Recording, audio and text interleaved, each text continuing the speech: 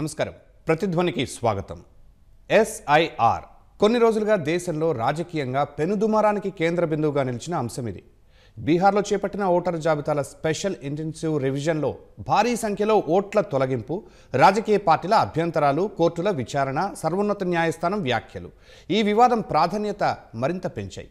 సరిగ్గా ఇదే సమయంలో దేశవ్యాప్తంగా అదే ప్రక్రియ అమలుకు కార్యాచరణ మొదలుపెట్టింది కేంద్ర ఎన్నికల సంఘం. అందుకోసం రాష్ట్రాల ముఖ్య ఎన్నికల అధికారులతో భేటీ కూడా నిర్వహించింది. త్వరలోనే దేశమంతటా సమగ్ర ఓటర్ జాబితాల సవరణకి సిద్ధమంటోంది. మరి ఏంటి ఓటర్ జాబితాల సవరణ? ఎస్ఐఆర్పై బీహార్ అనుభవాలు ఏం చెబుతున్నాయి? ఒక్క రాష్ట్రంలోనే అలా జరిగితే దేశమంతా ఇంత పెద్ద క్రతువు చేపట్టే క్రమంలో సవాళ్లు దాటాలంటే ఎలాంటి జాగ్రత్తలు అవసరం? ఇదే అంశంపై నేటి ప్రతిధ్వని చర్చలో పాల్గొంటున్నవారు ఎస్ నగేష్ కుమార్ గారు, సీనియర్ సంపాదకులు, హైదరాబాద్ నుంచి; ప్రొఫెసర్ తిరునహరి శేషు, కేయు ఆచార్యులు, వరంగల్ నుంచి; శ్రీధర్ వర్తమాన, వ్యవహారాల నిపుణులు, తిరుపతి నుంచి. ముందుగా నగేష్ గారు, దేశవ్యాప్తంగా ఓటర్ జాబితాల సమగ్ర సవరణ చేపడతా ఉంటుంది కేంద్ర ఎన్నికల సంఘం.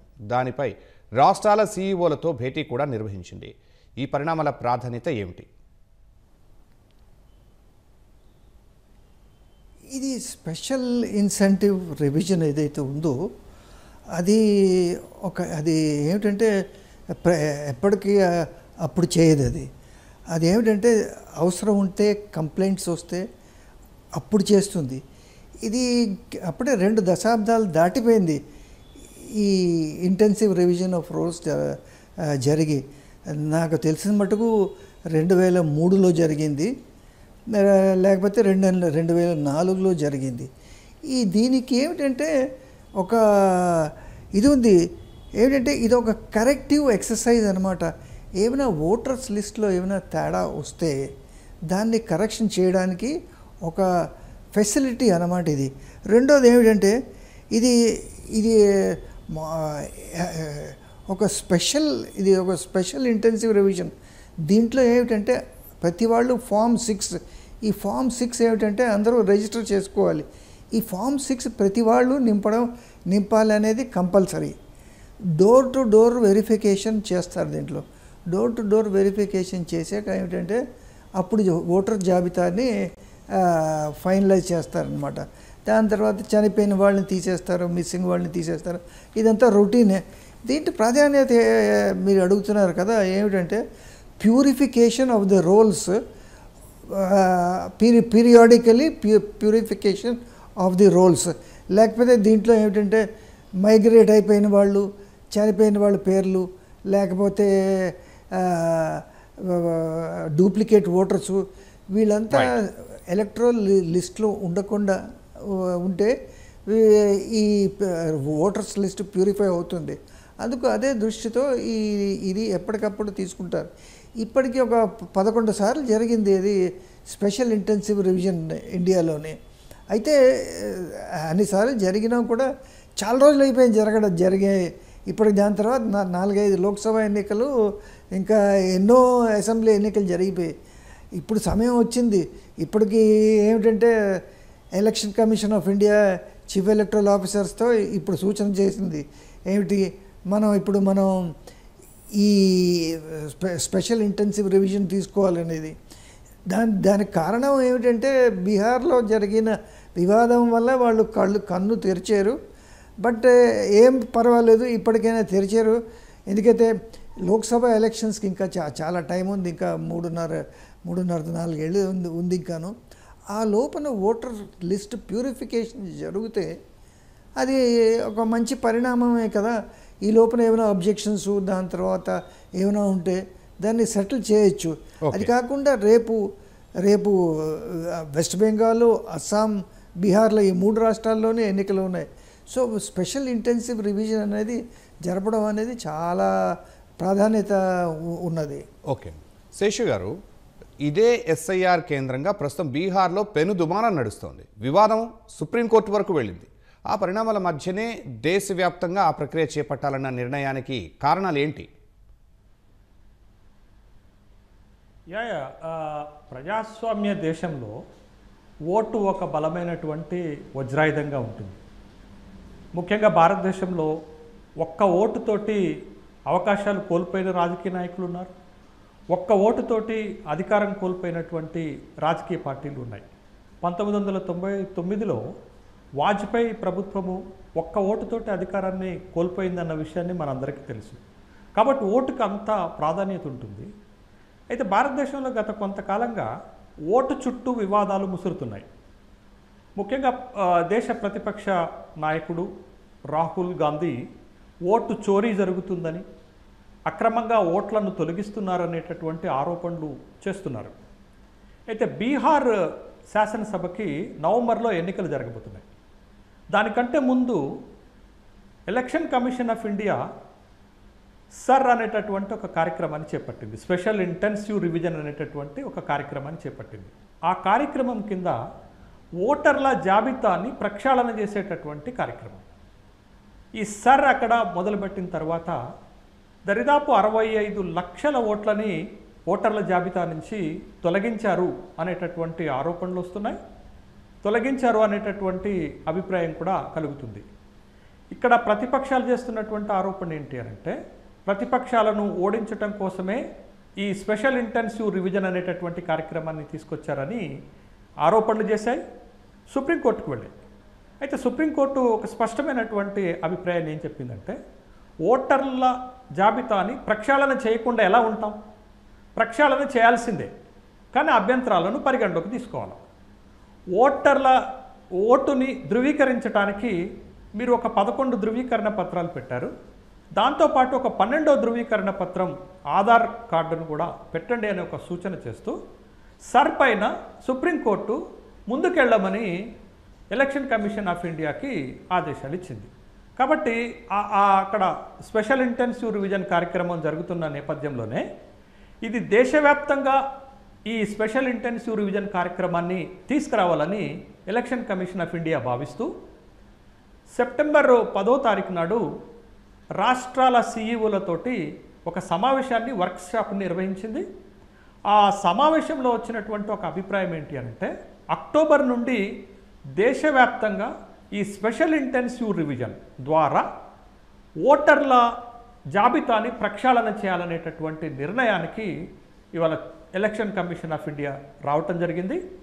ఇది రాబోయేటటువంటి ఒక బీహార్ ఎన్నికలే కాదు, తమిళనాడు, కేరళ, అస్సాం, పాండిచ్చేరి, వెస్ట్ బెంగాల్ ఎన్నికల సమయంలో కూడా ఈ సర్ అనేటటువంటి కార్యక్రమాన్ని చేపట్టాలని నిర్ణయం తీసుకున్నారు. ఓటర్ల జాబితాని ప్రక్షాళన చేయటం ఎందుకు అని ఎలక్షన్ కమిషన్ ఆఫ్ ఇండియా చెప్తుందనంటే, ఒక ఖచ్చితమైన, పటిష్టమైన, ఒక సమగ్రమైన, స్పష్టమైనటువంటి ఓటర్ జాబితా తయారు కావాలి అంటే ఈ స్పెషల్ ఇంటెన్సివ్ రివిజన్ని తీసుకురావాలనేటటువంటి అభిప్రాయంతో ఎలక్షన్ కమిషన్ ఆఫ్ ఇండియా ఉంటే, ఈ సర్ అనేటటువంటి కార్యక్రమం ద్వారా, ఈ స్పెషల్ ఇంటెన్సివ్ రివిజన్ ద్వారా అక్రమంగా ఓట్లను తొలగించి ప్రభుత్వాలు ఆ ఎన్నికల్లో గెలవాలనే ప్రయత్నం చేస్తున్నాయని ప్రతిపక్షాలు ఆరోపణ చేస్తున్నాయి. ప్రభుత్వాలు చేస్తున్నటువంటి ప్రయత్నానికి ఎలక్షన్ కమిషన్ ఆఫ్ ఇండియా ఒక ఏజెంట్గా పనిచేస్తుంది, దానికి సహకరిస్తుంది అని కీలకమైనటువంటి విమర్శలు ఎల్ఓపి లీడర్ రాహుల్ గాంధీ ఆరోపణలు చేస్తున్నారు. బట్ ఏది ఏమైనా సుప్రీంకోర్టు చెప్పిన తర్వాత సర్ అనేటటువంటి కార్యక్రమాన్ని దేశవ్యాప్తంగా చేయాలి.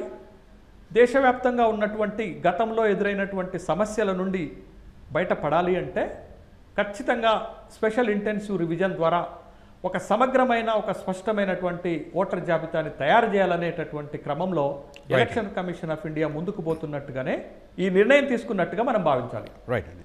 శ్రీధర్ గారు, వివాదాల సంగతి అటుంచితే ఓటర్ల జాబితా ప్రక్షాళన ఎందుకు అవసరం? ఇది ఎన్నికల వ్యవస్థ సమగ్రతను పెంచడంలో దాని ప్రాధాన్యత ఏమిటి? Right sir.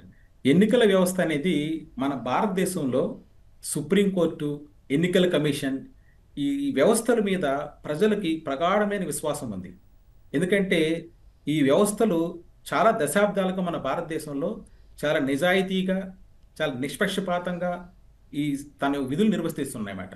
ఇలాంటి సందర్భంలో ఓటర్ల జాబితా ప్రక్షాళన అనేది చాలా ప్రాధాన్యత సంతరించుకునేది. ఎందుకంటే ఈ ఎన్నికల కమిషన్ యొక్క క్రెడిబిలిటీకి సంబంధించిన అంశం ఇది. సో ఇప్పుడు ఈ ప్రక్షాళన చేయకపోతే ఏమవుతుందంటే, చాలా సంవత్సరాలుగా ఓటర్ లిస్టులో ఎన్నో అవకతవకలు కనిపిస్తున్నారు భారతదేశంలో. ఎన్నికలప్పుడు ప్రతిపక్ష పార్టీలు కానీ లేదా కొన్ని చోట్ల రూలింగ్ పార్టీలు కానీ తమకు అన్యాయం జరిగిందని ఓటర్ లిస్టులో అనేక అవకతవకలు ఉన్నాయని ఇన్ని చెప్తున్నారు. మరి ఇంత ముందుకెళ్తున్న భారతదేశంలో ఇప్పుడు డెఫినెట్గా దీన్ని రీవ్యాంప్ చేసి ముందుకు తీసుకెళ్లాల్సిన అవసరం ఉంది. మొట్టమొదటి పాయింట్ చూడండి, మరణించిన వాళ్ళ పేర్లు తొలగించడం. ఎందుకంటే చాలామంది చనిపోయారు, వాళ్ళు మరణించిన తర్వాత కూడా ఓటర్ల జాబితాలో వాళ్ళ పేర్లు ఉన్నాయి.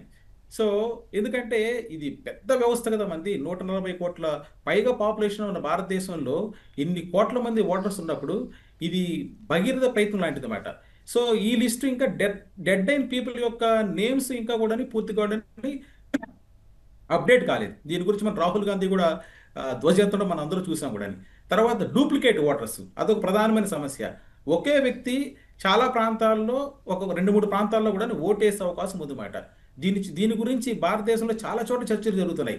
ఏదో విధంగా ఒకే ఊర్లో కూడా ఉంటాయి, లేదా వేరే ఊర్లలో కూడా కనిపిస్తున్నాయి ఆశ్చర్యకరంగా. సో డూప్లికేట్ ఓటర్స్ లిస్ట్ కూడా చాలా ఇంపార్టెంట్ ఈ రీవ్యాంపింగ్లో.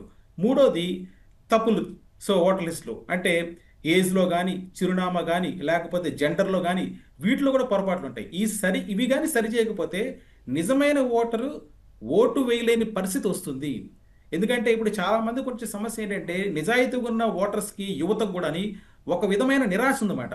సో ఈ ఓటింగ్ ప్రక్రియ అనేది సక్రమంగా జరుగుతుందా లేదా, సో వీటిలో తప్పులు ఉన్నాయి లేదా ఈవీఎంల గురించి గోల పెట్టడం జరుగుతుంటుంది అన్నమాట. కాబట్టి ఈ ప్రాబ్లమ్స్ అంతా కూడా రెక్టిఫై చేయాల్సిన అవసరం ఉంది కాబట్టి ఈ ప్రక్షాళన చేయాలి. ఇంకా చూడండి, దీంతో పాటు ఈ మైగ్రేషన్, కోవిడ్ సమయంలో చాలామంది ఏం జరిగింది, సో వలస కార్మికులు కానీ చాలామంది ఇక్కడ తమ ఊర్ల నుంచి వేరే ఊర్లకు వెళ్ళి సెటిల్ అయిపోయారు. మరి వీళ్ళందరిది కూడా లిస్ట్ అప్డేట్ అయిందా లేదా అనేది కూడా చాలా ఇంపార్టెంట్ పాయింట్. ఇదంతా కూడా ఎన్నికల వ్యవస్థ సమగ్రతకు చాలా ముఖ్యము. ఎందుకంటే ఒక పౌరుడు ఒక ఓటు, ఇది మనం బాగా మాట్లాడుతుంటాం అవునా. ఒక పౌరుడు ఒక ఓటు, ఈ సూత్రం ఖచ్చితంగా అమలు అవ్వాలి. తర్వాత అక్రమ ఓటింగ్, డూప్లికేట్ ఓటింగ్ తగ్గుతుంది ఈ ప్రక్రియ ద్వారా. నెక్స్ట్, ఎన్నికల ఫలితాలపై ప్రజల విశ్వాసం పెరుగుతుంది. ఇది ప్రధానమైన సమస్య. ఎందుకంటే ఒక ఓడిపోయిన పార్టీలు సాధారణంగా ఏం చేస్తాయంటే, సో ఎన్నికల కమిషన్ మీద ఓటింగ్ ప్రక్రియ మీదనే దుమ్మెత్తిపోతుందన్నమాట. దీంట్లో లోటుపాట్లు ఉన్నాయని చెప్పి వాళ్ళకి ఏమాత్రం అవకాశం ఇవ్వకూడదు. పార్టీలు, అభ్యర్థులు అంతా కూడా ఆరోపణలు చేయలేని విధంగా పారదర్శక పెరుగుతుంది, ప్రజాస్వామ్యం బలపడుతుంది. అందువలన ఈ సవరణ చేయాల్సిన అవసరం ఉందని చెప్తున్నాను నేను. రైట్. నగేష్ గారు, నిజానికి దేశంలో ప్రతి ఏటా ప్రతి రాష్ట్రంలో ఓటర్ల జాబితా సవరణలు జరుగుతూనే ఉంటాయి. వాటికి ఈ స్పెషల్ ఇంటెన్సివ్ రివిజన్ ఎస్ఐఆర్కు మధ్య తేడా ఏంటి? చాలా తేడా ఉందండి దానికి దీనికిను. ఇప్పుడు ఇందాకట్లు నేను చెప్పినట్టుగా స్పెషల్ ఇంటెన్సివ్ రివిజన్ అనేది చేసి ఒక 2 దశాబ్దాలు అయింది. ఇది ఇప్పుడు మొత్తం దేశవ్యాప్తంగా చేస్తున్నారంటే దీనికి చాలా ఇంపార్టెన్స్ ఉంది. ఇదేమిటంటే మామూలు రివిజన్ ఆఫ్ రోల్స్, ఇదేమిటంటే ఇది రొటీన్ ఎక్సర్సైజ్ అన్నమాట. ఎప్పటికప్పుడు రోల్స్ జరుగుతుంటాయి. మనం మున్సిపల్ కార్పొరేషన్కి వెళ్ళి మన పేరు దాఖలా చేసుకుంటాం వాళ్ళు అడిగినప్పుడు. ఇది అట్లా కాదు. ఇది దీంట్లో మొత్తం రోల్స్ అన్నిటినీ బాగు చేయడానికి ఒక ప్రయత్నం, స్పెషల్ ఇంటెన్సివ్ రివిజన్. దాని తర్వాత ఏమిటంటే ఇది ఎప్పుడు జరగదు. ఇది స్పెషల్ ఇంటెన్సివ్ రివిజన్ ఒక ఎక్సెప్షనల్ సర్కమ్స్టాన్సెస్లోనే జరుగుతుంది.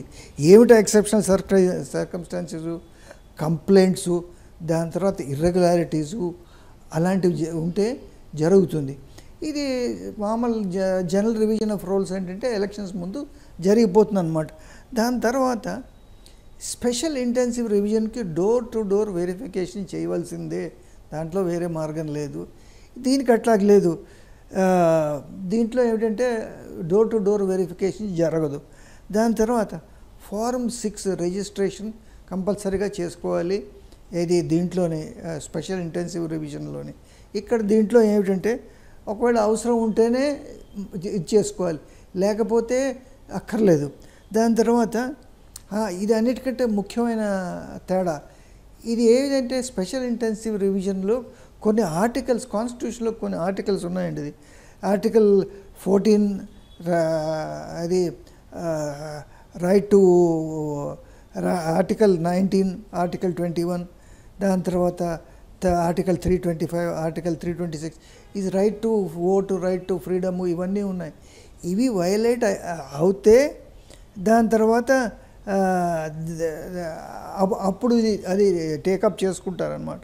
దాని తర్వాత ఇంకోటి ఏమిటంటే దీంట్లో మన రొటీన్ రివిజన్లో కాంట్రవర్సీ ఎప్పుడు తక్కువ వస్తుంది, ఎప్పుడు దాంట్లో కూడా వస్తుంది ఏంటంటే గంప గుత్తగా పేర్లు రాయించేసుకున్నారనేది.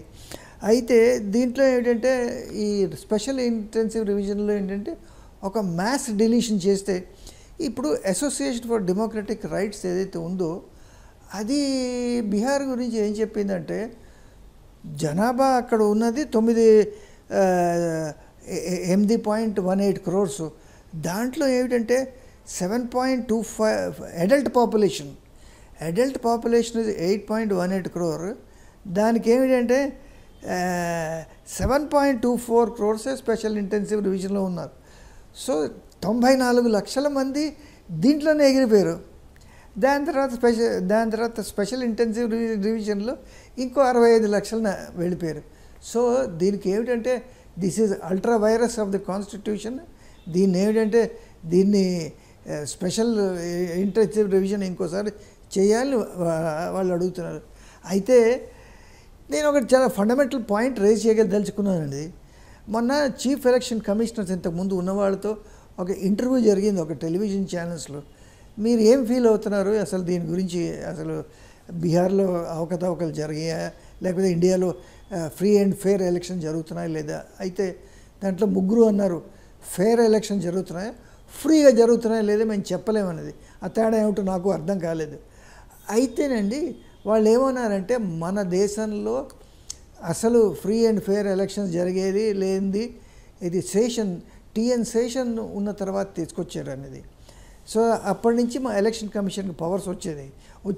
అంతకుముందు ఎలక్షన్ కమిషన్కి ఇన్ని పవర్స్ ఉండేవి కాదు.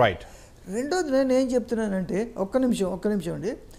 ఇప్పుడు ఎలక్షన్స్లో అవకతవకలు జరిగేవి ఓటర్స్ లిస్ట్లోనే కాదు కదా, రిగ్గింగ్ జరుగుతుంటుంది, బ్యాలెట్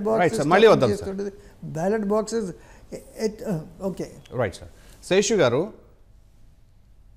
ఈ ఎస్ఐఆర్ విషయంలో ఇప్పుడే ఎందుకు, అప్పుడు ఎందుకు జరగలేదు, తర్వాత ఎందుకు చేయకూడదు?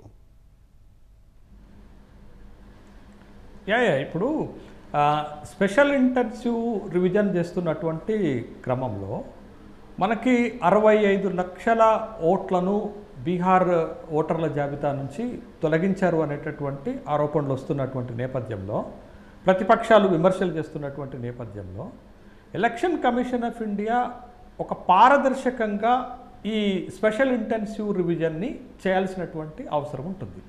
కానీ గత కొంతకాలంగా ఎలక్షన్ కమిషన్ ఆఫ్ ఇండియా పైన ఆరోపణలు ఏంటి అంటే ఎలక్షన్ కమిషన్ ఆఫ్ ఇండియా లాంటి ఒక స్వతంత్ర ప్రతిపత్తి కలిగినటువంటి సంస్థ నిష్పక్షపాతంగా వ్యవహరించటం లేదు అనేటటువంటి ఒక ఆరోపణలు వస్తున్నాయి. కాబట్టి ఇప్పుడు ఎలక్షన్ కమిషన్ ఆఫ్ ఇండియా ఈ స్పెషల్ ఇంటెన్సివ్ రివిజన్ని బీహార్లో కానీ రాబోయేటటువంటి రాష్ట్రాల ఎన్నికల్లో కానీ దేశవ్యాప్తంగా కానీ ఒక పారదర్శకంగా చేపట్టాల్సినటువంటి అవసరం ఉంది. 1992 నుంచి 96 వరకు చీఫ్ ఎలక్షన్ కమిషనర్గా వ్యవహరించినటువంటి టీఎన్ శేషన్ తీసుకొచ్చినటువంటి రీఫార్మ్స్ కొన్ని రాజకీయ పార్టీలకో లేకపోతే ప్రభుత్వాలకు నచ్చకపోయి ఉండొచ్చు. కానీ తను తీసుకొచ్చినటువంటి రీఫార్మ్స్ దేశ ప్రజలకు నచ్చాయి, దేశ ప్రజలు ఆమోదించారు. Election commission of India reputation, గౌరవం పెరిగింది. కాబట్టి ఆ విధమైనటువంటి చర్యలు చేపట్టాలనేటటువంటి అభిప్రాయాలు దేశవ్యాప్తంగా వస్తున్నాయి. సరే, ఆరోపణలు ప్రతిపక్షాల నుంచి, ప్రభుత్వం నుంచి, ఎలక్షన్ కమిషన్ ఆఫ్ ఇండియా నుంచి ఎట్లున్నా కానీ బట్ స్వతంత్ర ప్రతిపత్తి కలిగినటువంటి ఎలక్షన్ కమిషన్ ఆఫ్ ఇండియా ఆ జాగ్రత్తలు తీసుకొని స్పెషల్ ఇంటెన్సివ్ రివిజన్ని చేయాల్సినటువంటి అవసరం ఉంది. వివాదాలకు తావు లేకుండా, ఆరోపణలు రాకుండా, నిష్పక్షపాతంగా. అయితే ఇక్కడ మనకి కనపడుతున్నటువంటి ఒక ప్రధానమైన అంశం, ఈ ఎస్ఐఆర్ పైన సుప్రీంకోర్టుకు వెళ్ళినప్పుడు సుప్రీంకోర్టు ఒక 2 కీలక వ్యాఖ్యలు చేసింది. ఒకటి, మీరు 65 లక్షల ఓట్లను తొలగించారు, ఎందుకు తొలగించారో తెలుసుకునేటటువంటి హక్కు ప్రజలకు ఉంది. సుప్రీంకోర్టు చేసినటువంటి ఒక వ్యాఖ్య అన్నట్టు. మీరు ఇంత మ్యాసివ్గా లార్జ్ స్కేల్లో ఓట్లను తొలగించినప్పుడు తన ఓటుని ఎందుకు తొలగించారో తెలుసుకునేటటువంటి హక్కు ప్రజలకు ఉంది. కాబట్టి మీరు ఈ తొలగించినటువంటి 65 లక్షల ఓట్లని పబ్లిక్ డొమైన్లో పెట్టండి అని ఒక సూచన ఎలక్షన్ కమిషన్ ఆఫ్ ఇండియాకి చేసింది. అవును శేషు గారు. అట్ ద సేమ్ టైం పార్టీలకు కూడా ఒక మాట చెప్పింది. ఒక పార్టీలు కూడా ఒక మాట చెప్పింది. ఏం చెప్పింది అని అంటే, ఇంత పెద్ద ఎత్తున ఓట్లను తొలగిస్తుంటే మీ బూత్ లెవెల్ కార్యకర్తలు ఏం చేస్తున్నారు, మీ పార్టీల బాధ్యులు ఏం చేస్తున్నారు, వాళ్ళ ఓటు తొలగించటం సక్రమ అక్రమ అనేటటువంటి ఒక కంప్లైంట్స్ మీరు ఎందుకు చేయటం లేదు అంటే, పార్టీలు నిస్తేజంగా ఉన్నాయా ఓట్లను తొలగిస్తుంటే అనే ఒక కీలకమైనటువంటి అంశాన్ని పార్టీలకు కూడా సూచన చేసింది. రైట్. ఇవి జరుగుతున్నటువంటి అంశాలు ఈ స్పెషల్ ఇంటెన్సివ్ రివిజన్లో. శేషు గారు, బీహార్లో వివాదంపై విచారణ సందర్భంగా ఎస్ఐఆర్ మంచిదే అయినా నమ్మకం కలిగించడమే ఈసీ ముందున్న సవాల్ అంది సుప్రీంకోర్టు. ఈ వ్యాఖ్యలను ఎలా అర్థం చేసుకోవాలి? అదే ఇప్పుడు మనకి స్పెషల్ ఇంటెన్సివ్ రివిజన్ జరుగుతున్నప్పుడు చాలా ఆరోపణలు వస్తున్నాయి. ఆ ఆరోపణలతోటి ఒక స్వతంత్ర ప్రతిపత్తి కలిగినటువంటి ఎలక్షన్ కమిషన్ ఆఫ్ ఇండియా నమ్మకాన్ని కోల్పోతే ఒక వ్యవస్థ నమ్మకాన్ని కోల్పోవద్దు. దేశంలో పార్లమెంట్ కానీ, దేశంలో సుప్రీంకోర్టు కానీ, దేశంలో ఎలక్షన్ కమిషన్ ఆఫ్ ఇండియా కానీ ప్రజల నమ్మకాన్ని కోల్పోకూడదు, తను పక్షపాతంగా వ్యవహరిస్తుంది అనేటటువంటి ఒక అభిప్రాయం కలగకూడదు. కాబట్టి ఓ నమ్మకాన్ని పెంచుకునేటటువంటి క్రమంలో మీరు ఇంత ఇంటెన్సివ్ రివిజన్ చేపట్టినటువంటి క్రమంలో పారదర్శకంగా చేయండి, అనుమానాలకు తావు లేకుండా చేయండి. ఒకవేళ అనుమానాలు వస్తున్నటువంటి వాళ్ళ యొక్క అనుమానాలని క్లారిఫై చేసే విధంగా మీ వ్యవహారం ఉండాలి అనేటటువంటిది సుప్రీంకోర్టు వ్యక్తం చేసినటువంటి అభిప్రాయం ఎస్ఐఆర్ సందర్భంగా విచారణ జరుగుతున్నటువంటి సందర్భంలో. కాబట్టి ఖచ్చితంగా ఎలక్షన్ కమిషన్ ఆఫ్ ఇండియా ఒక స్వతంత్ర ప్రతిపత్తి కలిగిన సంస్థ. తను ఓటర్ల జాబితాని ప్రక్షాళన చేసేటటువంటి బాధ్యత దానికి ఉంది. బట్ చేస్తున్నటువంటి సమయంలో నిష్పక్షపాతంగా పారదర్శకంగా చేయాల్సినటువంటి బాధ్యత ఆ సంస్థ పైన ఉంది. అది ఒక రాజ్యాంగబద్ధమైనటువంటి సంస్థ కాబట్టి, ఈ దేశ ప్రజలకు బాధ్యత వహించేటటువంటి సంస్థ కాబట్టి ఆ విధమైనటువంటి ఒక క్రెడిబిలిటీని సంపాదించాలి. సెషన్ ఉన్నప్పుడు ఏ విధమైన సంస్కరణలు వచ్చాయో ఇప్పుడు చేస్తున్నటువంటి సంస్కరణలకు కూడా అంత క్రెడిబిలిటీ రావాలి, ప్రజల యాక్సెప్టెన్సీ రావాలనేదే ఇక్కడ మనం ప్రజల నుంచి వస్తున్నటువంటి అభిప్రాయం. ఓకే అండి. శ్రీధర్ గారు, విద్య, ఉద్యోగం, ఉపాధి, వ్యాపారం, ఇతర అవసరాల రీత్యా నిత్యం వలసలు జరిగే దేశం మన భారత్. ఇలాంటి చోట్ల ఓటర్ జాబితాల సవరణల విషయంలో ప్రాక్టికల్ సవాళ్ళు ఏంటి?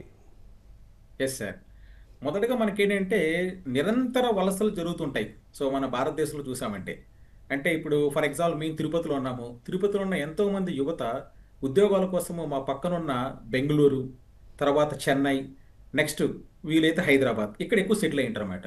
ఇలాంటి డిగ్రీ అయిపోయిన విద్యార్థులందరూ కూడా జనరల్గా సిటీస్కి వెళ్ళే కల్చర్ ఇలా ఊళ్ళలో ఉందన్నమాట. ప్రతి దేశంలో అన్ని చోట్ల ఇలా ఉందన్నమాట. అంటే శాటిలైట్ టౌన్స్ నుంచి మెట్రోపాలిటన్ సిటీస్కి వెళ్ళిపోయి సెటిల్ అవుతుంటారు. మరి ఇలా వెళ్ళినప్పుడు అక్కడ అప్డేషన్ కోసము ఇదే యువత లేకపోతే వ్యాపారస్తులు వీళ్ళందరూ కూడా వాళ్ళ ఓటర్ లిస్టులో ఈ అప్డేషన్ కోసం రిక్వెస్ట్లు తొందరగా రైజ్ చేసుకుంటే బాగుంటుంది. ఈ రైజ్ చేయకుండా ఉన్నప్పుడు ఏమవుతుందంటే ఇది ఒక పెద్ద సమస్యగా ఏర్పడుతుంది. రెండోది డబుల్ ఎంట్రీ ఉంటుంది. మనకి చాలా చోట్ల చూసామంటే మనకి ఎన్నికలకు పాల్గొన్నప్పుడు జనరల్గా చూస్తేనే డబుల్ ఎంట్రీ సమస్య ఉంటుంది. అంటే ఒక చోట చిరునామా ఉంటుంది, పాత అడ్రస్ ఉంటుంది, కొత్త అడ్రస్లో ఉండొచ్చు, రెండు చోట్ల రిఫ్లెక్ట్ అవుతుంటుంది. ఇంకోటి డిలీషన్ సమస్య. చాలా మంది ఓటింగ్ బూత్ దగ్గరకు వచ్చి మనం ప్రతిసారి చూస్తామట, అందరి ముందు మనకి టీవీ కెమెరాల ముందు కూడా నా ఓటే లేదు, అసలు నా లిస్ట్ తీసేశారు, డిలీషన్ సమస్య. ఇదొక ప్రాబ్లం ఉంది, దీన్ని అడ్రస్ చేయాలి. మూడోది డాక్యుమెంట్ మిస్ మ్యాచ్ జరుగుతుంది. అంటే సో వాళ్ళ అడ్రస్ ప్రూఫ్లో ఏదో ఒకటి ఇన్అప్రోప్రియేట్ కానీ ఏదైనా ఒక ప్రాబ్లం ఉంటుంది, లేదా రెంటెడ్ హౌస్ సంబంధించిన డాక్యుమెంట్ ఉండకపోవచ్చు, లేదా స్టూడెంట్స్కి హాస్టల్ రికార్డ్స్ ఉండకపోవచ్చు. ఏదైనా వాళ్ళ అడ్రస్ ప్రాబ్లమ్స్ అనేది ఒకటి డాక్యుమెంట్ మిస్ మ్యాచ్. నెక్స్ట్ మనకి గ్రామీణ నగర వలసల్లో తేడా ఉంది గమనించామంటే. నగర వలసలు ఎక్కువగా ఉంటాయి. ఇలా ఉన్నప్పుడు ఏం జరుగుతుంది మనకి ఇక్కడ, సో అక్కడ వేగంగా చేయాలి. అంటే బ్యూరోక్రసీ సిటీస్లో ఈ అప్డేషన్ అనేది ఈ లిస్ట్ది అక్కడ వేగంగా చేయాలి. అదేవిధంగా రూరల్ ఏరియాస్లో చూసామంటే ప్రజలకు అవగాహన తక్కువ ఉంటుంది. అంటే అప్డేషన్ చేసుకోవాలి అన్ని అంత అవగాహన సమస్య వాళ్ళకంత ముందుకు పోరన్నమాట. ఇదొక ప్రాబ్లం. చివరిగా చెప్పాలంటే టెక్నికల్ ప్రాబ్లమ్స్ కూడా ఉంటాయి. అంటే మనం ఎంత చేసినా కూడా ఆన్లైన్ ఫామ్స్, అడ్రస్ అప్డేషన్స్ సరైన టైంలో ప్రాసెస్ కాకపోవడము, సర్వర్ సమస్యలు ఇవి కూడా వేధిస్తుంది.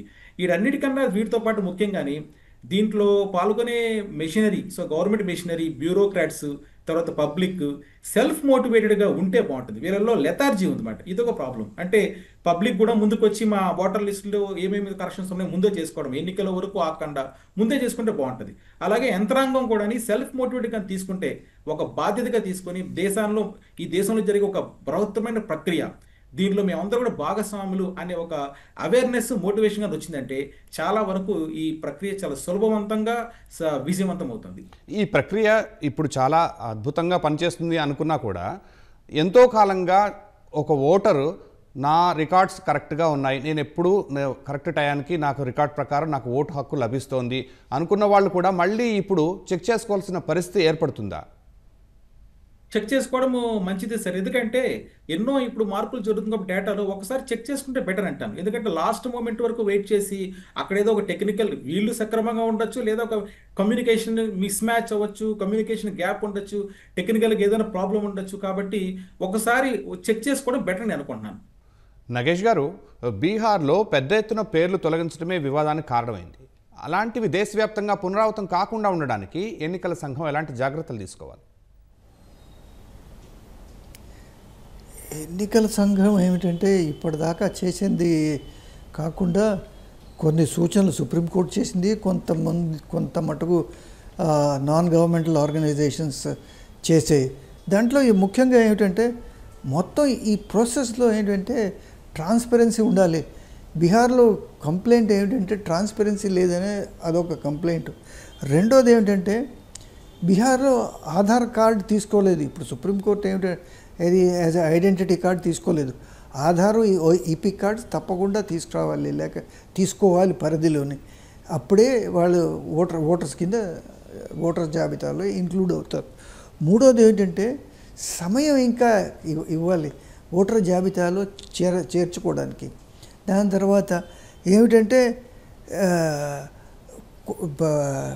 సేఫ్ గార్డ్స్ ఉండాలి. అదేమిటి, ఒకవేళ ఎవరైనా పేరు తొలగిస్తే వాళ్ళకి నోటీస్ ఇవ్వాలి, సమయం అవకాశం ఇవ్వాలి రెస్పాండ్ అవ్వడానికి, ఎందుకు తొలగించారో, ఎందుకు మళ్ళీ ఓటర్స్ లిస్టులో ఇంక్లూడ్ చేయాలో. అంతకన్నా ముఖ్యం ఏమిటంటే ఇప్పుడు వివాదం ఒక పక్క నుంచి ఏమో కాంగ్రెస్ ఆర్జేడీ దీని గురించి మొత్తం ఓటు చోరీ యాత్ర అనేది మొదలెట్టారు. అక్కడ ఒక ఫస్ట్ ఫేజ్ అయిపోయింది కూడాను. ఇప్పుడు దీనికి ఎవరు నిజం చెప్తున్నారు? దానికి ఎలక్షన్ కమిషన్ కూడా చాలా సీరియస్గా రియాక్ట్ అయింది, చాలా కోపంతో రియాక్ట్ అయింది. ఆ రియాక్షన్ గురించి కూడా కొంచెం వేరే అభిప్రాయాలు ఉన్నాయి. సో ఇప్పుడు ఏంటంటే third party oversight, third party ఎవరైనా ఉండాలి దీనికి చేయడానికి. ఎవరు థర్డ్ పార్టీ ఉండాలి? ఒక జ్యుడిషియల్ బాడీయా ఎవడా అనాలి? ఎందుకైతే ఎలక్షన్ కమిషన్కి చాలా పవర్స్ ఉన్నాయి, చాలా ఇది ఉన్నాయి. బట్ ఎలక్షన్ కమిషన్ మీదే ఇన్ని ఆరోపణలు వస్తుంటే ఈ ప్రాసెస్ మీద ఒక ఒక ఓవర్సైట్ ఉండాలి. ఇప్పుడు ఏమిటంటేనండి, ఇప్పుడు మహాదేవ్పురా మొన్న రాహుల్ గాంధీ కర్ణాటకలో మహాదేవ్పురా కాన్స్టిట్యున్సీలో 1,00,000 ఓట్లు తారుమారయ్యి అన్నారు. మరి ఇది కరెక్టా కాదా? రాహుల్ గాంధీ చెప్తుంది కరెక్టా, లేకపోతే వాళ్ళేమో కాదంటున్నారు ఎలక్షన్ కమిషన్. దీన్ని ఎవరు వెరిఫై చేయాలి? సో దీనికి ఏంటంటే ఒక థర్డ్ పార్టీ ఉంటే ఒకటి బాగుంటుంది. రెండోది ఏంటంటే ప్రజల్లో ఒక అవేర్నెస్ క్రియేట్ చేయాలి. మీరు పేర్లు జాబితాలో పేర్లు ఇంక్లూడ్ చేయడానికి ఫామ్ 6, ఫామ్ 7, ఫామ్ 8 అవన్నీ ఉన్నాయి, అవన్నీ ఫిలప్ చేయాలి. ఆఖరిగా ఏంటంటే పొలిటికల్ ఇంటర్ఫిరెన్స్ దీంట్లో ఉంటే చాలా ప్రమాదం. పొలిటికల్ ఇన్వాల్వ్మెంట్ ఉండాలి. ఇప్పుడు బీహార్లో బాధాకరమైన విషయం ఏమిటంటే లక్షల కొద్దీ బ్లాక్ లెవెల్ ఆఫీసర్స్ ఉన్నారు, లక్షల కొద్దీ బూత్ లెవెల్ ఏజెంట్స్ ఉన్నారు. వీళ్ళు ఏం చేస్తున్నారండి? వీళ్ళు ఇంతమంది ఉన్నా కూడా ఓటర్స్ జాబితాలో 65 లక్షలు ఓటర్స్ గల్లంత అయ్యారంటే ఇది వాళ్ళు కూడా దీనికి బాధ్యత వహించాలి. బట్ ఇప్పుడు ఏమిటంటే దానికి వీళ్ళ మీద బూత్ లెవెల్ ఆఫీసర్స్ మీద రెస్పాన్సిబిలిటీ ఫిక్స్ చేయాలి. వాళ్ళు ఈ ఓటర్స్ లిస్టు ప్యూరిఫై అవుతాయా లేదా అనేది. రైట్ అండి. శశి గారు, కొత్తగా 18 ఏళ్లు నిండే యువతను ఓటర్ జాబితాలో చేర్చడం ఎంత కీలకమో చనిపోయిన వారి పేర్ల తొలగింపు అంతే కీలకం. దీనిలో ఇప్పటికీ ఉన్న లోపాలేంటి? ఎక్కడ తేడా వస్తుంది? ఇప్పుడు ఓటర్ల జాబితా ప్రక్షాళన అంటే ఏంటండి? కొత్త ఓట్లను చేర్చటము, ఫేక్ ఓట్లను, డూప్లికేట్ ఓట్లను తీసివేయటము, ఒకటి కంటే ఎక్కువ చోట్ల పేర్లు నమోదై ఓటర్లుగా ఉంటే వాళ్ళని గుర్తించి తీసివేయటం.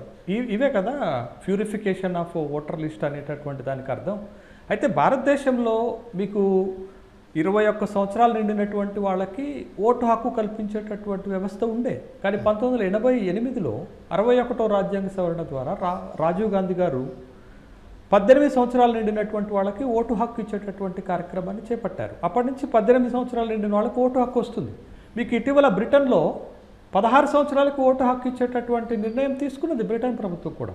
అయితే ఇక్కడ ఏంటి అని అంటే ఫామ్ 6 ద్వారా కొత్త ఓటర్లను చేర్చుకుంటారు. రాహుల్ గాంధీ ఇటీవల చేస్తున్న ఆరోపణ ఏంటి? ఫామ్ 6 ద్వారా కొత్త ఓటర్లను చేర్చుకునేది 18 ఏళ్ల నుండి అయితే ఏజ్ బారైన వాళ్ళని కూడా నింపుతున్నారు. ఇది ఇది ఇది ఎంతవరకు కరెక్టు అనేటటువంటి ఒక ప్రశ్నను కూడా లేవనెత్తారు. ఇదొకటైతే ఇదే స్పెషల్ ఇంటెన్సివ్ రివిజన్ చేసినటువంటి బీహార్లో మొత్తం 65 లక్షల ఓట్లలో 20 లక్షల ఓటర్లు చనిపోయిన వాళ్ళే ఉన్నారు. 28 లక్షల ఓటర్ల చిరునామాలు దొరకట్లే. అసలు వాళ్ళు ఎక్కడ వాళ్ళు ఓటర్ లిస్టులో ఓటర్లుగా నమోదై ఉన్నారు 28 లక్షల మంది. కానీ వాళ్ళ అడ్రస్ ఏంటది? ఆ చిరునామా దొరకట్లేదు, ఆ అడ్రస్ దొరకట్లేదు. అంటే వాళ్ళు ఉన్నట్టా లేనట్టా? ఓటర్ల జాబితాలో వాళ్ళని కంటిన్యూ చేయాలా తీసివేయాలా అనేది ఒక పెద్ద ప్రశ్నార్థకమైనటువంటి అంశం. అందుకే స్పెషల్ ఇంటెన్సివ్ రివిజన్ ద్వారా మేము ఈ ప్రక్షాళన చేస్తున్నామని ఎలక్షన్ కమిషన్ ఆఫ్ ఇండియా చెప్తుంది. ఒక స్పష్టత కోసమే మేము చేస్తున్నామని చెప్తున్నారు. అంటే ఇక్కడైతే నోటీస్ ఇవ్వాల్సిన అవసరం ఉండదా? 7 లక్షల ఓటర్లు డబుల్ ఎంట్రీస్ ఉన్నాయి. అంటే 2 కంటే ఎక్కువ ఓటర్లు కలిగి ఉన్నటువంటి వాళ్ళు 7 లక్షలు ఉన్నారు. అయితే ఇందాక నేను చెప్పాను కదా, సుప్రీంకోర్టు ఒక మాట చెప్పింది. మీరు ఇంత మ్యాసివ్లో ఓట్లను తొలగిస్తున్నప్పుడు ఎందుకు తొలగించారో తెలుసుకునేటటువంటి హక్కు ప్రజలకు ఉందని సుప్రీంకోర్టు విచారణ సందర్భంగా చెప్పింది. కాబట్టి నోటీసుల కంటే కూడా వీళ్ళ ఓట్లు తీసేశాము, బట్ వాళ్ళు అబ్జెక్షన్స్ చేయాలి. ఎందుకు మా ఓటు తీసేశారు? మాకు ఆధార్ కార్డు ఉంది, మీరు పెట్టినటువంటి 11 రకాలైన ధృవీకరణ పత్రాలు ఉన్నాయి కాబట్టి మా ఓటు ఎలా తొలగిస్తారు అనేటటువంటి ఒక కంప్లైంట్ ఉండాలి అటు. బట్ ఇది ఒక పెద్ద వ్యవస్థ. ఇందాక సార్ అన్నట్టు ఇట్స్ ఎ టైం బౌండ్ ఉండాలి. హడావుడిగా ఎలక్షన్స్కు ముందే వచ్చేసి స్పెషల్ ఇంటెన్సివ్ రివిజన్ చేస్తామంటే గందరగోళ పరిస్థితులు తావవుతాయి. నిజమైన ఓటర్లు కూడా ఓటు హక్కు కోల్పోయేటటువంటి అవకాశం ఉంటుంది. కాబట్టి ఒక గందరగోళంగా కాకుండా ఒక టైం బౌండ్ ఫ్రేమ్ వర్క్లో చేస్తే, పారదర్శకంగా చేస్తే, ఒక సిస్టమ్ ప్రకారం చేస్తే అది దానికి వ్యాలిడిటీ ఉంటుంది, ఆరోపణలు రావు. కానీ ఇప్పుడు బీహార్లో వస్తున్నటువంటి ఆరోపణలన్నీ అవే కదా. కావాలని ప్రతిపక్షాలకు సంబంధించినటువంటి ఓట్లను ఒక్కొక్క నియోజకవర్గానికి 3 నుంచి 6 వేల ఓట్లు తొలగిస్తున్నారు. ఇది గెలుపు ఓటములపైన ప్రభావం చూపడుతుంది. కాబట్టి స్పెషల్ ఇంటెన్సివ్ రివిజను ఓటర్ల జాబితా ప్రక్షాళన కంటే కూడా ప్రతిపక్షాలను ఓడించడానికి తీసుకొచ్చారనేటటువంటి ఒక అభియోగం ముందుకొచ్చేసింది. బట్ దాంట్లో వాస్తవాలు ఉన్నాయా లేవా అనేది పక్కన పెడితే ఒక తీవ్రమైనటువంటి ఆరోపణలు వస్తున్నటువంటి క్రమంలో జాగ్రత్తలు, ప్రీకాషన్స్ తీసుకోవాల్సినటువంటి బాధ్యత ఎలక్షన్ కమిషన్ ఆఫ్ ఇండియా పైన ఉంటుంది అనేది ఇక్కడ మనం చేస్తున్నటువంటి మాట. కాబట్టి చనిపోయిన ఓట్లు తొలగించాలి, కొత్త ఓట్లను చేర్చుకునేటప్పుడు ఫామ్ 6లో ఉన్నటువంటి నిబంధనలు పాటించాలి, డబుల్ ఎంట్రీస్ ఉన్నటువంటి వాళ్ళని తొలగించాల్సినటువంటి బాధ్యత కూడా ఎలక్షన్ కమిషన్ ఆఫ్ ఇండియా పైనే ఉంటుంది. ఓకే, రైట్ అండి. శ్రీధర్ గారు, ఈసీ గతంలో ఆధార్ లింకేజీ, డిజిటల్ వెరిఫికేషన్ వంటి ప్రతిపాదనలు తెచ్చింది. అవి ఎంతవరకు అమలయ్యాయి? వాటిలో ఉన్న ప్రాక్టికల్ సమస్యలు ఏంటి? 2015లో నాకు తెలిసి ఓటర్ ఆధార్ కార్డు లింక్ ప్రయత్నం మొదలైంది. ఆంధ్రప్రదేశ్, మన 2 రాష్ట్రాల్లో తీసుకుంటే ఈ 2 రాష్ట్రాల్లో కూడా పెద్ద ఎత్తున ఆధార్ నెంబర్లు సీడ్ చేశారు. కొన్ని చోట్ల స్వచ్ఛందంగా కూడా సేకరించారు. కానీ దేశవ్యాప్తంగా ఇది పూర్తిగా అమలైనట్టు నాకు కనిపించలేదు. అయితే ఇక్కడ ప్రాక్టికల్ సమస్యలు ఏంటంటే ఆధార్, ఓటర్ ఐడి లింకింగ్ అన్నప్పుడు చాలామందికి ఈ ఆధార్ వాళ్ళు కలిగి ఉన్న అక్విజిషన్లో కూడా కొంత సమస్య ఉందన్నమాట. ఎందుకంటే ఆధార్ కార్డ్స్ తెచ్చుకోవడంలోని లోకల్లో కూడా అవి వెంటనే వాళ్ళు దాన్ని ఆధార్ కార్డుని తెచ్చుకోవడంలో కూడా కొంత డిలే జరుగుతుంది. అది నేను గమనించాను. తర్వాత ఈ పేరుతో ఆధార్ తప్పనిసరి చేసి ఆధార్ కార్డు లేకపోతే తన యొక్క ఓటు హక్కు కోల్పోవడం అనేది కరెక్ట్ కాదు. సో ఓటు హక్కు అనేది ప్రతి మనిషి కూడా, ప్రతి పౌరుడికి కూడా చాలా ముఖ్యమైన హక్కు తన జీవితంలో. కాబట్టి ఏదో ఒక కారణంతో ఒక మిస్ అయిందనే ఉద్దేశంతో ఆ హక్కుతో వాళ్ళు కోల్పోకూడదు. కాబట్టి ఇక్కడ చాలా జాగ్రత్తగా వ్యవస్థ అంతా కూడా వ్యవహరించాల్సిన అవసరం ఉంది. తర్వాత టెక్నికల్ సమస్యలు ఎక్కువ ఉన్నాయి. సో బయోమెట్రిక్ చాలా చోట్ల మనకి ఫెయిల్యూర్స్ కనిపిస్తుంటుంది, ఎక్కువ టైం తీసుకోవడము, తర్వాత దానికి సంబంధించిన ఎక్విప్మెంట్ షార్టేజ్ ఉండడము, కనెక్టివిటీ ఇష్యూ కూడా ఉందన్నమాట. ఈ చూడడానికి చిన్నది అనిపిస్తుంది కానీ ప్రాక్టికల్గా చాలా సమస్యలు అన్నమాట. ఈ ఎలక్షన్ కమిషన్కి దేశవ్యాప్తంగా చూస్తే ఇంతకుముందు మనం డిస్కస్ చేసినట్టు డేటా మిస్ మ్యాచ్ కూడా one of the practical problems. తర్వాత అధిక లింకేజ్ తీసుకుంటే కొద్దిగా కాన్ఫిడెన్షియాలిటీ ఇష్యూ కూడా ఉందన్నమాట. సో కాబట్టి ఈ విషయాలు, ఈ గ్రీవెన్సెస్ అడ్రస్ చేస్తే ప్రాక్టికల్ ప్రాబ్లమ్ నుంచి చాలా వరకు బయటపడచ్చు. నగేష్ గారు, ఇప్పటికే సుప్రీంకోర్టు చెప్పినట్లు ప్రజల నమ్మకం చూరగొనకపోతే ఎస్ఐఆర్కి విలువే ఉండదు. దానిపై ట్రాన్స్పరెన్సీ, పార్టీలన్నింటి సమ్మతి కోసం ఈసీ ఏం చేయాలి?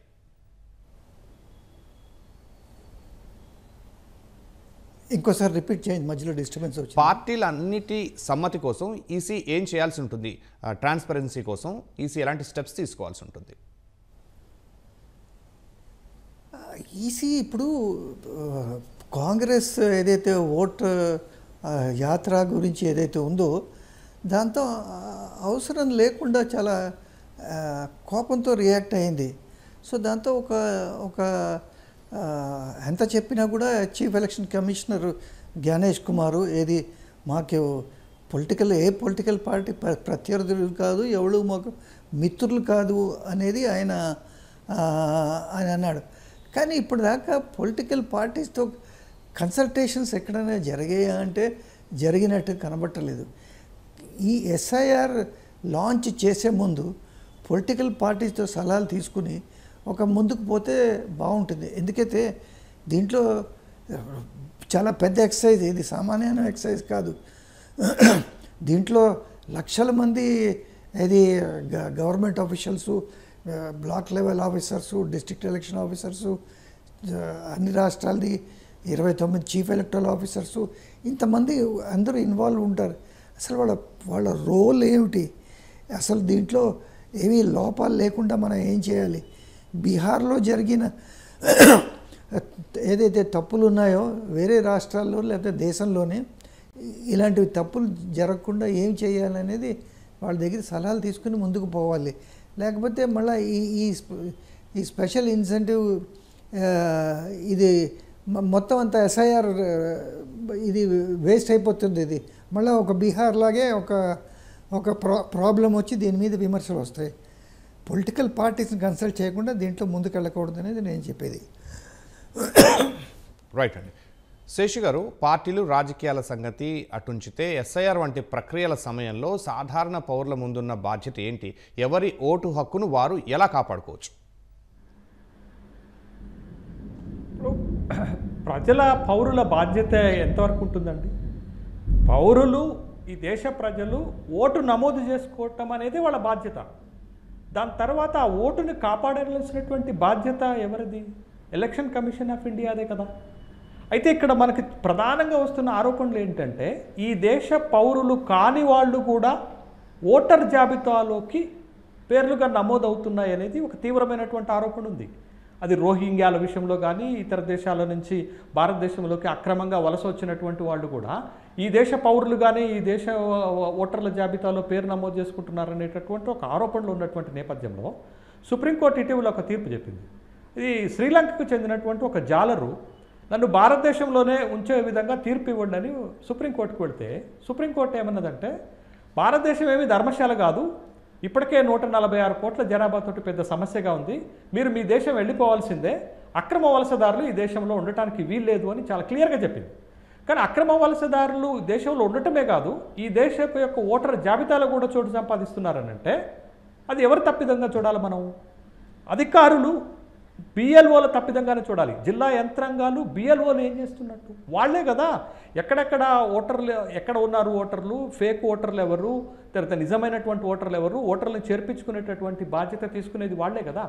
కాబట్టి ఓటు నమోదు చేసుకోవటం వరకే పౌరుడి బాధ్యత ఉంటుంది. కానీ బట్ ఆ ఓటుని కాపాడి ఆ ఓటుని సస్టైన్ చేయాల్సినటువంటి బాధ్యత బిఎల్ఓలది, జిల్లా అధికార యంత్రాంగాలది, ఎలక్షన్ కమిషన్ ఆఫ్ ఇండియాకు ఉంటుందనేటటువంటి విషయాన్ని మనం మర్చిపోకూడదు.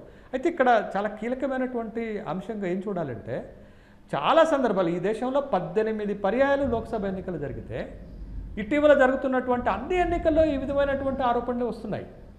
అక్కడ ఓట్లు మిస్ అవ్వటం ఒకటి, ఫేక్ ఓట్లు ఉండటం ఒకటి, డూప్లికేట్ ఓట్లు ఉండటం ఒకటి, ఒకటికి మించి ఎక్కువ ఓట్లు ఉండటం ఒకటి, ఇవన్నీ కూడా సమస్యలు వస్తున్నటువంటి క్రమంలో వీటన్నిటిని ప్రక్షాళన చేసి ఒక స్పష్టమైనటువంటి ఒక నిర్దిష్టమైనటువంటి ఓటర్ జాబితాను కూడా మనం తయారు చేసుకోలేకపోతే ఇక ఇంత పెద్ద దేశంలో ఇంత పెద్ద ఎలక్షన్కి ఉన్నటువంటి అర్థం ఏంటది? 96 కోట్ల ఓటర్స్ ఉన్నారు ఈ దేశంలో. ఆ 96 కోట్ల ఓటర్లని ఒక సిస్టమ్ ప్రకారంగా ఓటర్ జాబితా తయారు చేయకపోతే ఎన్నికకి ఉన్నటువంటి ఒక ప్రాసనంగా మారిపోతుంది. ఎన్నిక అయ్యేటటువంటి వాళ్ళు డూప్లికేట్ ఓట్లతోటో దొంగ ఓట్లతోటో ఎన్నికైతే వాళ్ళు ఏం ప్రజాసేవ చేస్తారు? అది ఏం ప్రజాస్వామ్యం అవుతుంది? వాళ్ళు మంచి పాలన ఎట్లు ఇస్తారు అనేటటువంటి ప్రశ్నలకి ఏం సమాధానం దొరుకుతుంది? కాబట్టి దేశవ్యాప్తంగా ఓటర్ల జాబితా ప్రక్షాళన జరగాలి. అది పారదర్శకంగా జరగాలి, నిష్పక్షపాతంగా జరగాల్సినటువంటి అవసరం ఉంది. ఇవాళ దేశ ప్రయోజనాలను కాపాడే విధంగా ఎలక్షన్ కమిషన్ ఆఫ్ ఇండియా పనిచేయాలి తప్ప ఏదో ఒక పార్టీ ఇంట్రెస్ట్ కోసమో ఏదో ఒక పార్టీని గెలిపించటానికో ఓడించటానికో పనిచేస్తే ఈ విధమైనటువంటి ఆరోపణలే వస్తాయి.